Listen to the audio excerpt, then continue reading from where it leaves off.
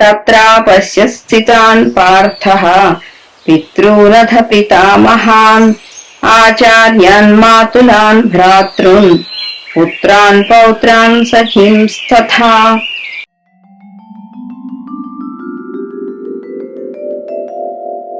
శ్వశురాన్ సుహృదశ్చైవ సేనయోరుభయోరపి తాన్ సమీక్ష్య స కౌంతేయః సర్వాన్ బంధూనవస్థితాన్.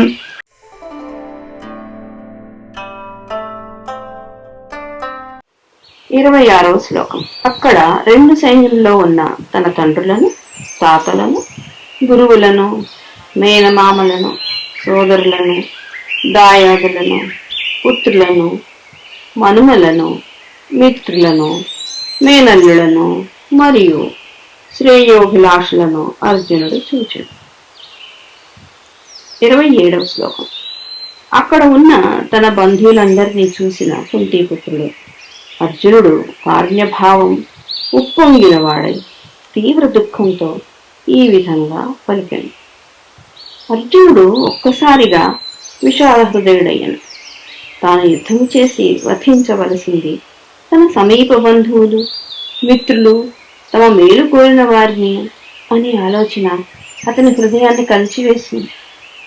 ఇది ఒక విధంగా కృష్ణ పరమాత్మ ఊహించినట్లే జరిగింది. పరిత్రాణాయ సాధూనాం వినాశాయ చ దుష్కృతాం. సాధువులను కాపాడటం, దుర్బుద్ధులను శిక్షించటం తన విధిగా కృష్ణ పరమాత్మ ధ్యేయం. అందుచేతనే అర్జునుడు తన బంధు, మిత్ర, హితేషులను అందరినీ చూడనట్ల రథాన్ని నిలిపాడు. ఆ విధంగా బంధువులను, మిత్రులను, శ్రేయోభిలాషులను చూసి అర్జునుడు దుఃఖితుడై ఇట్లు పలికాను. పరాక్రమవంతుడైన అర్జునుని మనసులో మాతృప్రేమ ప్రజ్వరిల్లింది, బంధుప్రేమ ప్రజ్వరిల్లింది. అందుచేతనే వ్యాస మహర్షి అర్జునుని కుంతీపుత్రుడని పేర్కొన్నాడు. విజయుడు కృష్ణునితో ఇట్లు పలికాడు. Arjuna, the invincible warrior suddenly slipped into depression. Is he fighting for acquiring kingdom of Bharat by killing his kith and kin, friends and well-wishers? Is it worth it? Thought Arjuna, the victor. True to speak, the Lord wanted exactly to him to happen. Paritranaya sadhunam vinasaya cha duskritam. To protect the pious and punish the evildoers is my duty, declared Lord in Bhagavad Gita. To expose Arjuna to look at his close relations, the Lord halted the chariot at the appropriate place. As expected, looking at the close relations, Arjuna loses his wish to win the war and attain the kingdom and slips into sadness. And looking at the Lord, he says thus, that is the reason he repeats to give, my people, my people, my people.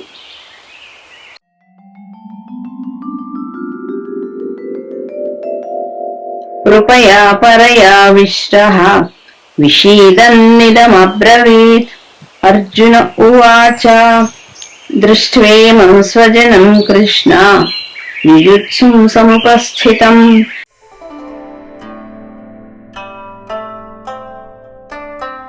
28వ శ్లోకం. అర్జునుడు ఇలా అన్నాడు, ఓ కృష్ణ, యుద్ధానికి బారులు తీరి ఒకరినొకరు చంపుకోవడానికి పూనుకున్న నా బంధువులను చూసి నా అవయవాలు పట్టుతొక్కుతున్నాయి మరియు నా నోరు ఎండిపోతున్నది. వాత్సల్యము భౌతికమైనది, ఆధ్యాత్మికమైనది. ఎన్నో యుద్ధములలో ఎంతో మందిని వధించిన విజయుడు తన స్వజనాన్ని చూసి వారంతా తమ వారిని వధించటం సరికాదని భ్రమలో పడ్డాడు. అశాశ్వతమైన భౌతిక బంధాలకు అర్జునుడు విలువనిచ్చాడు. మనిషి మరణించాక ఈ బంధాలు, బాంధవ్యాలు మరుగున పడతాయని భగవంతుని నమ్మి తన విధిని నిర్వహించాలని విస్మరించాడు. అందుచేతనే స్వజనం స్వజనం అని పదే పదే అన్నాడు. దృష్ట్యేవ స్వజనం కృష్ణ హత్వా స్వజనమాహవే స్వజనం హి కథం హిత్వా అని పదే పదే తన వారి గురించి ఆలోచించాడు. ఈ వ్యాధి నివారణకు ఆత్మజ్ఞానమే సరైన మందు అని భగవంతుడు నిర్ణయించి గీతాబోధన చేశారు. ఇప్పటికీ మనవాడు, మా మతము, మా కులము, మా అన్నదమ్ములు, మా అక్క చెల్లెలు అనే భ్రమలో మనం వారిని కాపాడుకోవటానికి ఎన్నో అకృత్యాలకు పాల్పడుతున్నాం. ఒక్కసారి అర్థసహితంగా గీతా పఠనం చేసి హిందూ మతం కేవలం మన జీవితాలకు మార్గదర్శకమని, మూఢంగా ఇతర మతములపై ద్వేషం పెంచుకోకూడదని, కర్మఫలం ప్రకారము దుఃఖము ఆనందము అనుభవించవలసినదేనని, ఆత్మజ్ఞానమే మన సమస్యలను పరిష్కరిస్తుందని తెలుసుకుని మన కర్మఫలం భగవంతునికి అర్పించి తామరాకు పైన నీటి బొట్టు వలె భవబంధాలకు దాసులు కాకూడదని గీత బోధిస్తుంది. ఇతర మతాల వలె హిందూ మతం మూఢత్వం బోధించదు. హిందూ మతం కేవలం జీవన విధానం మాత్రమే. ఈ విషయం అర్జునుడు తెలుసుకుంటే స్వజన భ్రమలో పడేవాడు కాదు. Love and affection are material and divine. Partha, who decimated many asuras, slipped into a trance that all those whom he is destined to kill are all of his own clan. He valued the fleeting relationship as permanent. In his trance, he forgets that after the Atma leaves the body, these relationships end in a flash, and surrendering his self to the omniscient Lord and to perform his duty as ordained by the God is his way to salvation. To cure this ailment is divine self-knowledge or knowledge of self. To teach this divine knowledge of self, the Lord preached the Gita. Even now, we fall into the trap of my kith and kin, my religion, my caste, and perpetrate irreversible harm to others. If we read and understand the essence of Gita and stop hating other religions, castes, etc., we should realize that Hinduism teaches the life's essence and is a way of life. We should believe that as per the Prakriti and Sanchita karmas, we should either enjoy or suffer from what is given to us by our fate. The only divine knowledge of self is the best medicine to this disease of material attachment. We should surrender the result of our actions to the God and remain unattached to the material world. Gita teaches us that we should not be slaves to our body and its attachments, and that we should not hate other faiths. Hinduism does not preach blind faith like other religions. Hinduism is just as way of life. Not knowing this, Arjuna fell into the trap of me and mine.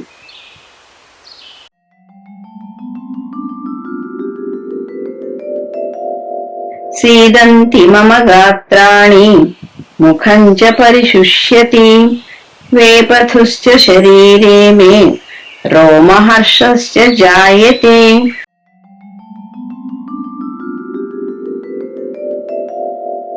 गाण्डीवं संसृते हस्तात् चक्षैव परिदह्यते न च शक्नोम्यवस्थातुं భ్రమతీవ చ మే మనః. తదుపరి అర్జునుడు అచట రెండు సేనల యందును నిలిచి ఉన్నట్లు తండ్రులను, తాతలను, గురువులను, మేనమామలను, అన్నదమ్ములను, కొడుకులను, మనుమలను, స్నేహితులను, మామలను, హితైషులను అందరినీ చూచెను. ఈ ప్రకారముగా ఇరుపక్షములందరి సైనికులను చూచి అటు పిమ్మట అర్జునుడు ఏమి చేసినో చెప్పుచున్నాడు.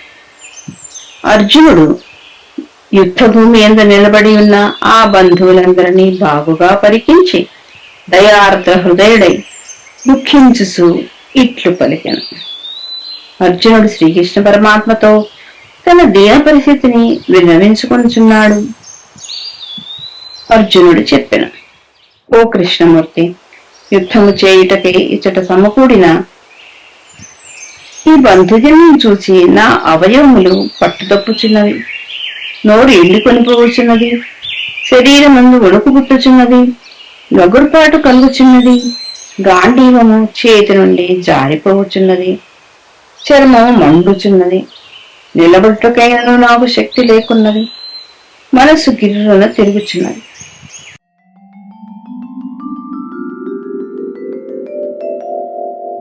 నిమిత్తాని చ పశ్యామి విపరీతాని కేశవ నచ శ్రేయోను పశ్యామి హత్వా స్వజనమాహవే. ఓ కృష్ణమూర్తి, ఎక్కువ అపశకునములను సైతము చూస్తున్నాను. యుద్ధమునందు బంధువులను చంపిన వెనుక పొందబోవు లాభము ఇద్దియు నాకు కనిపించుటలేదు.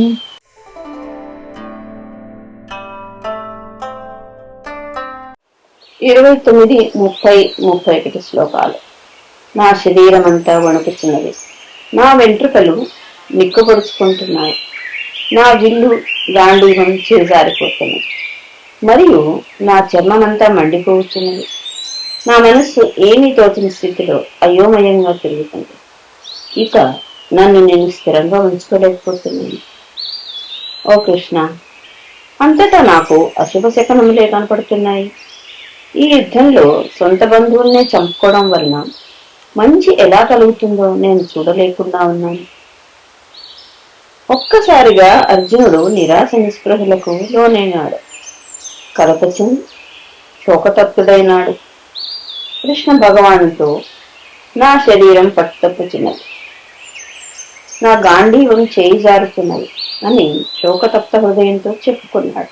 ఓ కేశవ, నాకు అంతటా అశుభ శకునములే కనబడుతున్నాయి అని విన్నవించాడు. విజయుని వంటి మహావీరుడు అశుభ శకునములు చూడటం అనేది ఆశ్చర్యాన్ని కలిగిస్తుంది. ఈ రోజుల్లో కూడా ఎవరికైనా చిన్న సమస్య వస్తే వాస్తు జాతకం బాలేదని ప్రతి గడప తొక్కుతున్నారు. వాస్తు జ్యోతిషం వంటి శాస్త్రాలు ఎంత ప్రతిష్ట కలవైనవి అయినా కూడా కర్మ సిద్ధాంతానికి బానిసలే అన్న విషయం తెలుసుకొని భగవంతునికి సర్వస్వం సమర్పించుకుంటే మనశ్శాంతి లభిస్తుంది. అదే గీతా సారం. Suddenly, Arjuna slips into depression and sadness. He says to Lord, O Krishna, I am losing my senses. My body is losing stability. My bow, Gandiva, is slipping out of my hands. Oh, Keshava, I am witnessing bad omens everywhere. Thus, the great test of warrior Arjuna sees bad omen is an indication of his state of mind. Even nowadays, when a calamity occurs in our lives, we approach quacks for rectification of Vastu or to change our fate. Though both these two shastras are powerful, they are subservient to Karma Shastra. Gita teaches us this truth.